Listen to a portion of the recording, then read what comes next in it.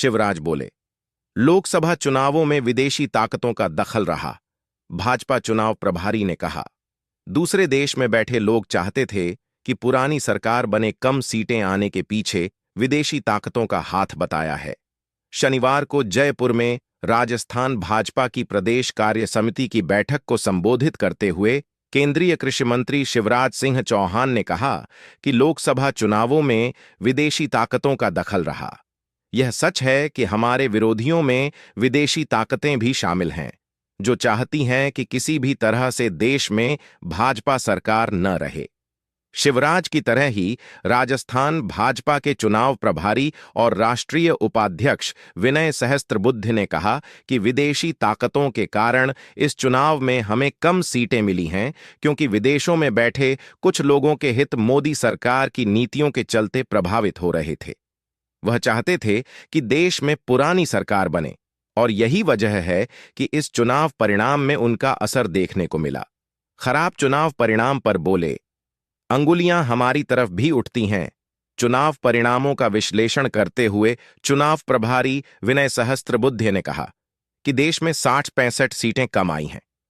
उसकी हम सभी को पीड़ा है, लेकिन हम आत्मचिंतन करते हुए इसका ठीकरा दूसरे पर फोड़ने लगते हैं।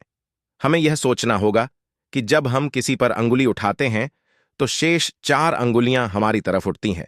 गौरतलब है कि लोकसभा चुनावों में भाजपा राजस्थान की 25 में से 11 सीटें हार गई थीं। भजनलाल बोले, सीएम के लिए मेरा नाम पुकारा तो मुझे समझ नहीं आया।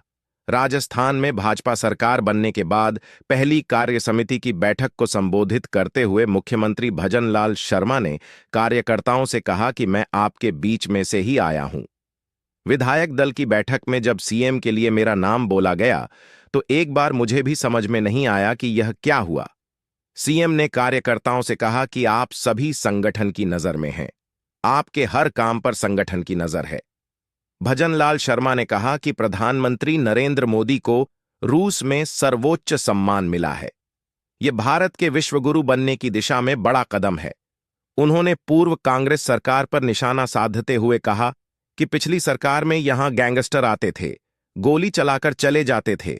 अब या तो गैंगस्टर राजस्थान में आएगा नहीं, और आएगा तो बचकर जाएगा नहीं। बैठक में लोकसभा चुनावों में परफॉर्मेंस की समीक्षा के साथ आने वाले विधानसभा उपचुनावों में जीत की रणनीति भी बनाई गई।